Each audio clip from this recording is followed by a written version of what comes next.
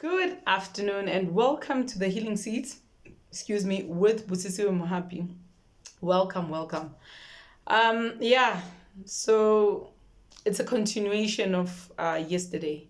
I promised you that I would tell you how he reacted. So I got home. When I got home immediately, I went through my papers because I was looking for that paper, the one that I said the last test that I did was in September 2013.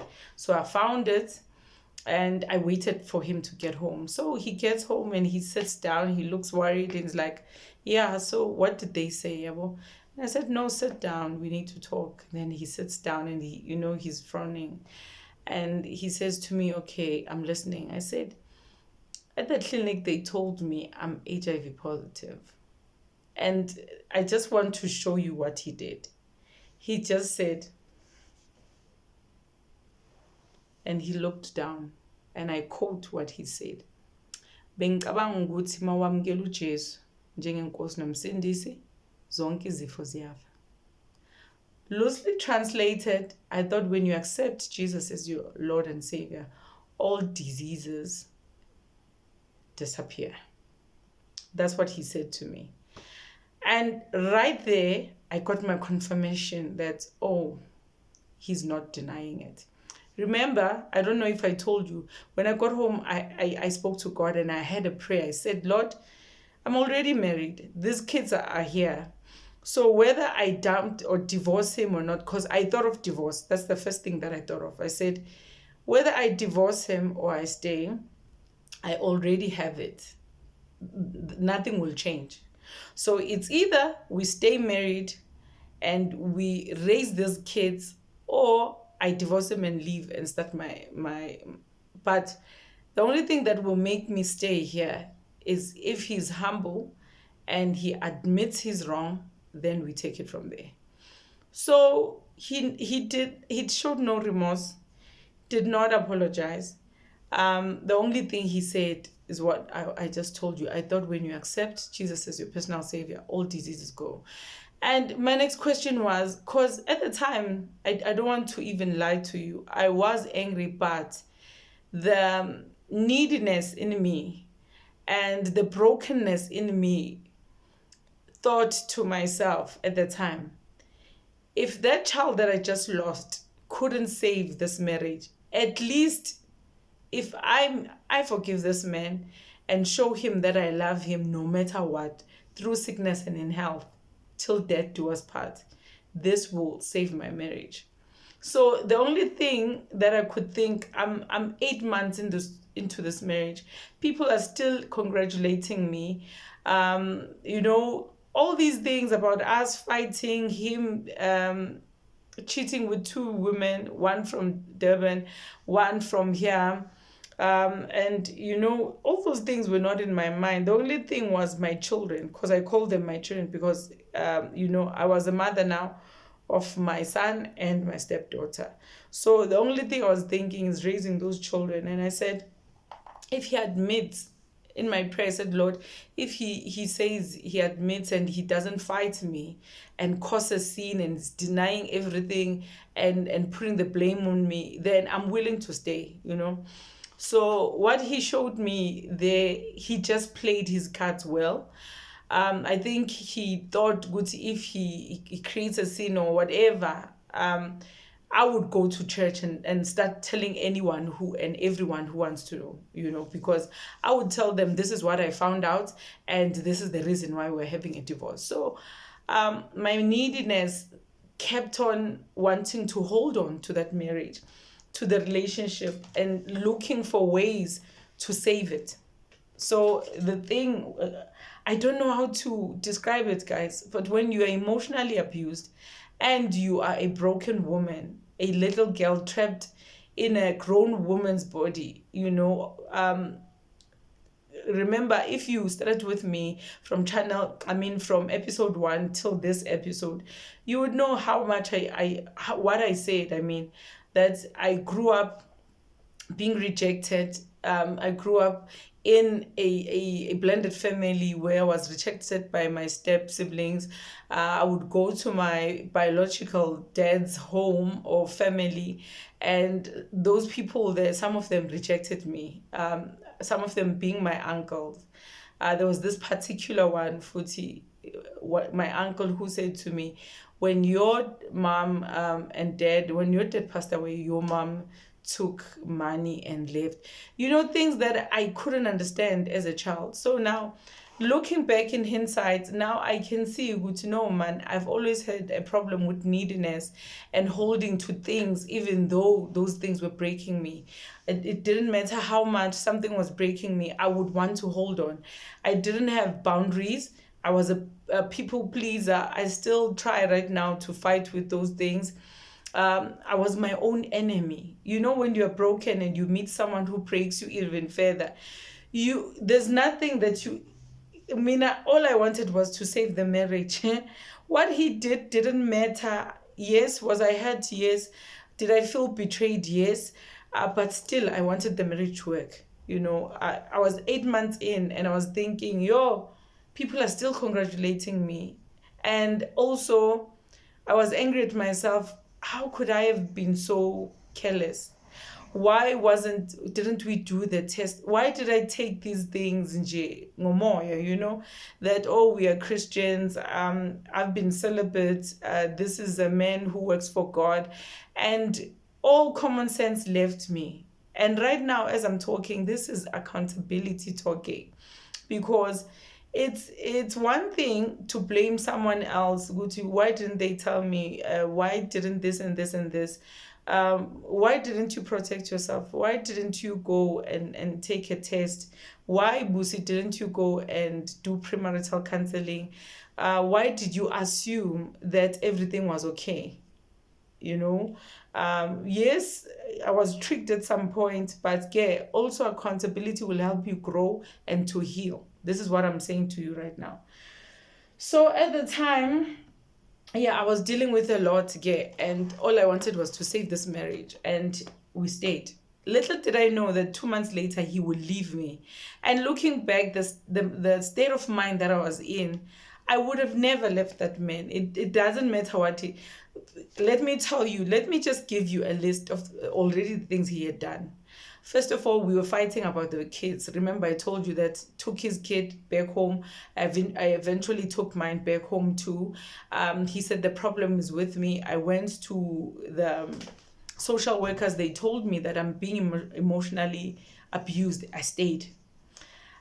He was blaming me and my child. Then he said he wanted polygamy.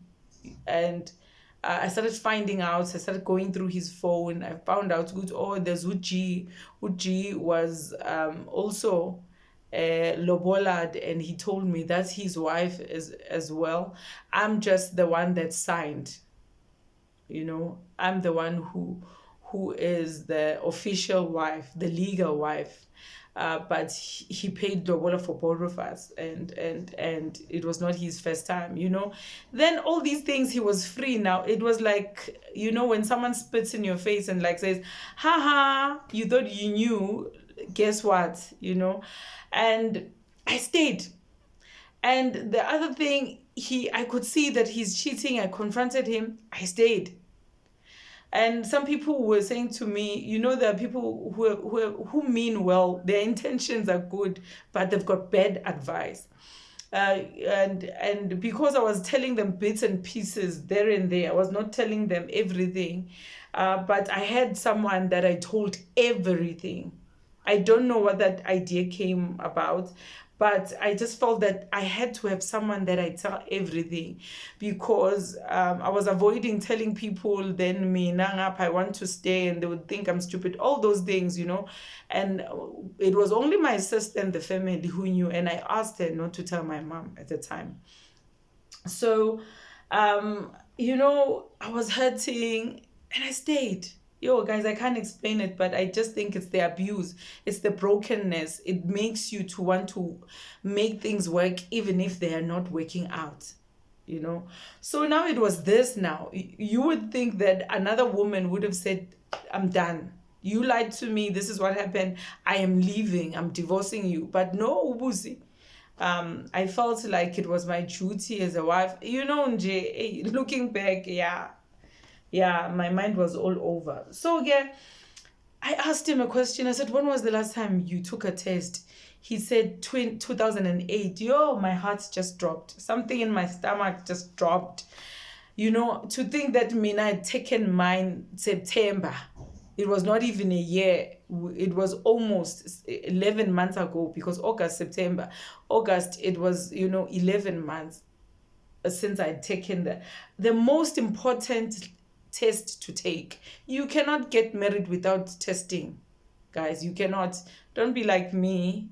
And you cannot get into a relationship, where you're not using protection with someone and you don't test.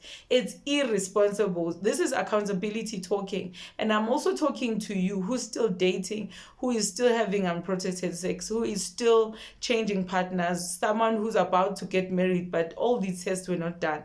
And it's not the only test, Futi, your hypertensions, your diabetes, your mental health. These are things that you need to find out. Are there any special needs people in your type of blood? There are so many things that when you get pregnant, you can pass it on to your child. Something that is generational, things like that. So all of those tests, because we didn't even go to premarital counseling, those things were skipped. So this is accountability talking, saying, do not be careless with your life.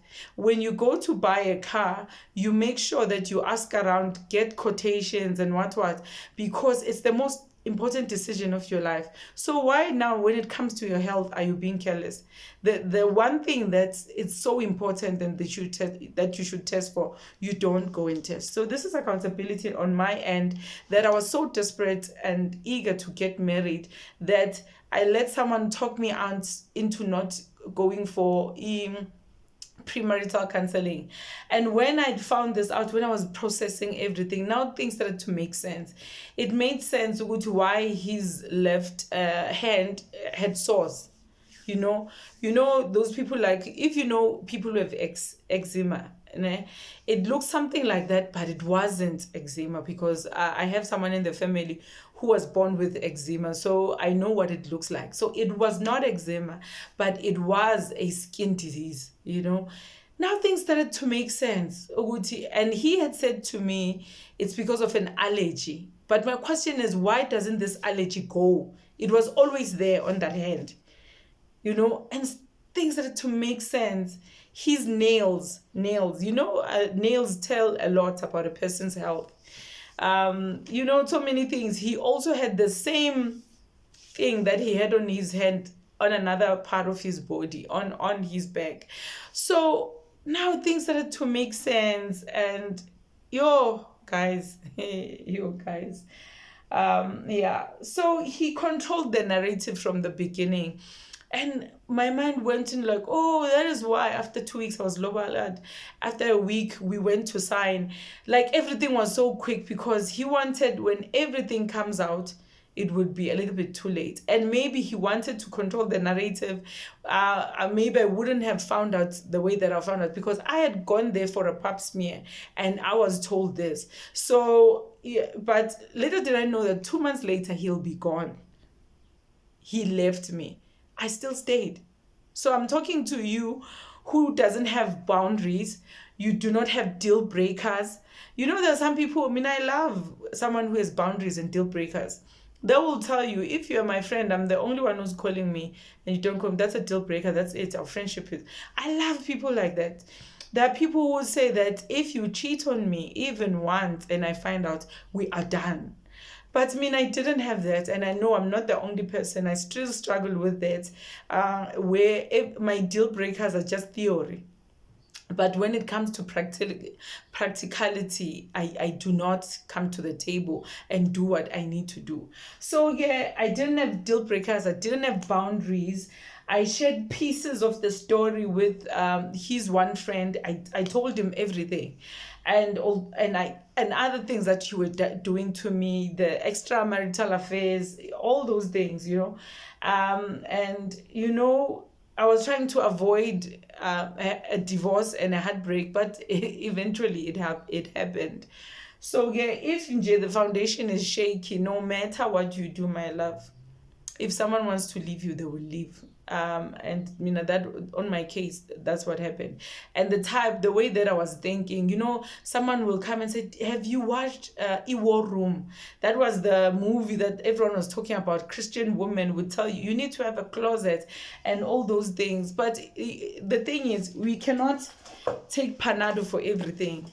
If you get, not that prayer doesn't work, prayer works, and sometimes the prayer works so much that the person that you are praying which is into should go right, that person leaves because of the prayer. So let us stop this thing of thinking that when we pray, things will always go our way because we've fasted enough, we have prayed enough, and then God will change those things.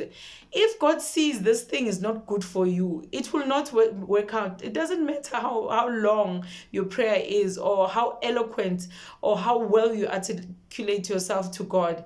It will not work. You will not manipulate God with your prayers. So sometimes we think Panado is for everything. You have a headache, Panado. You have cancer, Panado. It doesn't work like that. So I thought it worked like that. So 8 months into our marriage, I had lost a child. I was trying to start a life, and there I was juggling grief, betrayal, and a new diagnosis. It was a lot. So now in the clinic, they tell me, come with him. He doesn't want to come. He started getting sick. Literally, I saw him being sick. And at first, before I got my diagnosis, I thought it was stress related because that's what he would tell me. He's not happy, what, all these things that are happening. So he would put the blame onto me, and I took it, thinking, it means Vela, I can't work through marriage. I'm too weak.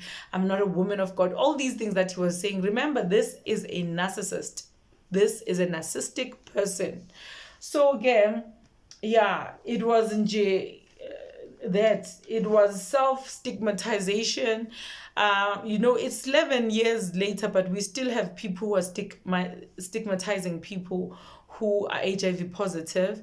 We still have people who themselves, they stigmatize themselves. I was like that for a long time, where I would even, we still have people who work in the health sector who would even lose their lives, but they give medication to people every day so that they can be alive, because they cannot accept their own now story, their own narrative that this is my new life. I just need to drink. They are good at telling other people, drink your medication, but they are not drinking. We've lost a lot of people who work in the health sector who are like that. That you're telling people, drink water, eat well, but you're not doing that, So this self-stigmatization thing is there. It's there. So I was already a broken woman. Then you marry someone who breaks you even further. That was my story. So I have questions, this is where I'd like to end today, but I have questions that I want to answer that you're probably asking yourself. And I will also leave you with 5 questions that you should ask yourself and look at your own life.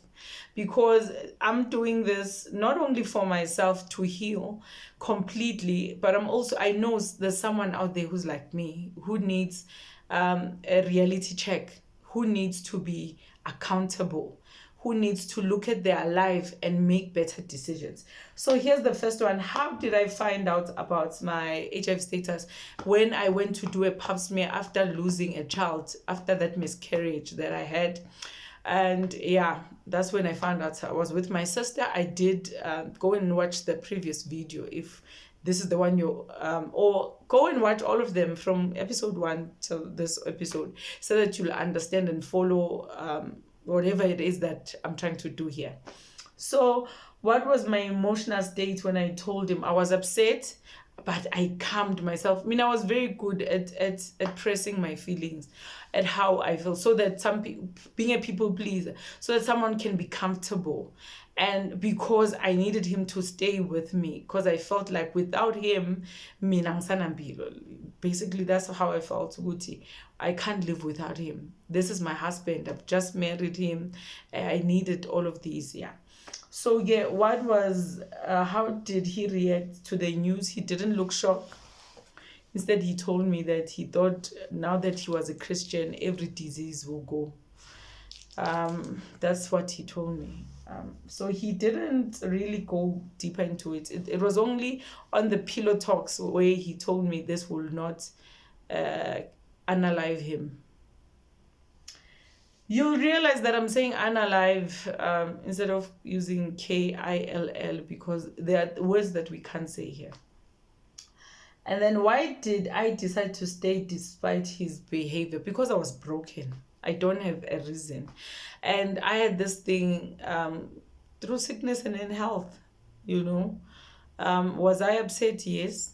Did I have boundaries? No. Was I a people pleaser? Yes. Was I needy? Mm-hmm. Was I scared of rejection and all of those things? Yes, absolutely. So I stayed because I was broken. I don't have an answer. I was just broken. That's what happens when you are broken. That you stay despite a person mistreating you and people asking you. But people didn't know my story, you know, and no one advised me to leave. Actually, I thought I am sticking it out. I'm a woman of God. I will pray until my husband comes back. I was one of those people. How did this experience shape my approach to boundaries and self-love? It took a lot of years of practice, reading books, and learning to be where I'm at right now. Having boundaries, stop being people-pleasing, self-love. These are the things that now I'm relearning. And I told myself, I cannot suffer in my teens and my 20s and my 30s and suffer in my 40s. Hell no. So I started, I'm doing a lot of inner work. So yeah. So I approach boundaries. I take them seriously, and self-love, I take it very serious. So here are 5 questions for you at home. Number 1 is, how would I want to be told if someone I loved had these kind of news? How would you want the person to tell you? Number 2, would I stay in a relationship where honesty is missing? You must ask yourself. Would I stay? How strong are my personal deal breakers and boundaries? This is a question you must ask yourself. Am I aware of self-stigmatization in my own life? You know what you're going through. You know what we've gone through. It might not be the same with me. It might not be, but the people who have diabetes, hypertension, epilepsy, they have seizures, different things. How are you self-stigmatizing yourself?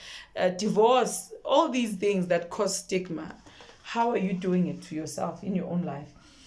And then ask yourself, are you aware of it? And how you are stigmatizing other people also. It's a very important thing. I've worked somewhere, and those people worked with people who have this disease, and the way that they would speak about people, and I'd sit there and listen in, and we're like, even if kungayenzakalani, I would never tell these people, not because I'm hiding, but I just want to hear. I want to continue to hear how they think and how they talk about other people, and I never just felt comfortable. There are places where I've worked and I've opened up because I could see the people that I was with. They're beautiful people, kind-hearted, willing to help, and they embraced me, but there are people where I didn't even utter a word because of seeing the way that they think. So the things that we say and how we stigmatize other people still make people in 2025 to not feel safe to talk about these things and to accept what they are going through, whatever it is, whatever chronic diseases that you might think of. We talk and we are unaware of how powerful our words are. Will they make people to be comfortable, or even make them to even be secretive even further? So yeah, the last one, who do I trust enough to share the truth with if I were in this situation? And that's a question for you that you are going to be to answer, because it's very important to have, even if it's a stranger, but you can exchange numbers, maybe go to counseling, but you need to tell someone, because there are things that will happen that are outside of whatever it is, that chronic disease that you have. And it would help if someone knew, good, even if you were taken by an ambulance, that person can tell those people, okay, this is the type of medication she's taking. It will save your life even. And talking helps also. So yeah, sometimes, so if this story resonates with you, okay, I'm about to close now. Comment below. I want to hear your thoughts. But guys, the way you are quiet, I know no one will say anything. You guys are so quiet in the comment section. I mean, I don't know. Uguti, are you watching? Are you not watching? Are you shocked? Or this is not relevant? It doesn't resonate with you? Nothing. Not even likes. You get 3 likes. But again, yeah, it's disheartening. Yeah, let me be honest with you guys. No comment, none. There are people who comment, but some of you just watch and you move. I don't know. Okay, but it's okay. So even I'd like to hear your thoughts. And share this episode with someone that you think that would need to see this. And most importantly, take care of yourself. Have boundaries, and your healing matters. So sometimes staying doesn't mean you are giving up. Staying in that toxic relationship, you can see Lomuntu this time has brought you peace. Next time you have sores. Next time you are something, these STIs. And there's another one now that is they said it's gonorrhea, and it's resistant to antibiotics. So sometimes this thing of staying and you're not using protection, and someone just brings you something even worse than the last time. When you stay, it doesn't mean you are giving up. It means you are learning. And even when the path is painful, every step is a seed for growth. Healing isn't a straight line, but it's worth walking, So sometimes staying is not good. Sometimes it's good that people have stayed and things eventually were fine. But where, now you can't even stay when someone hits you, because the next thing we are reading about you and we're saying justice for Soren. So things are hard these days. So make sure you do not stay for nonsense, please.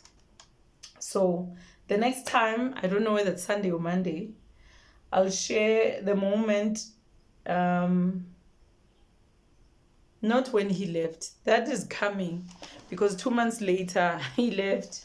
But I will tell you how our life was and what had happened just before he left. So, and living my new life now as someone, an HIV positive woman, navigating love, faith, and healing on my own terms. So if you don't want to miss that, please do come back next time. And also, don't forget to share, to like, to subscribe, and to donate. I haven't had anything so far. Maybe people are waiting for month end. Some are still thinking about it. But if you feel that God has touched you to donate, you can. You are not forced to donate.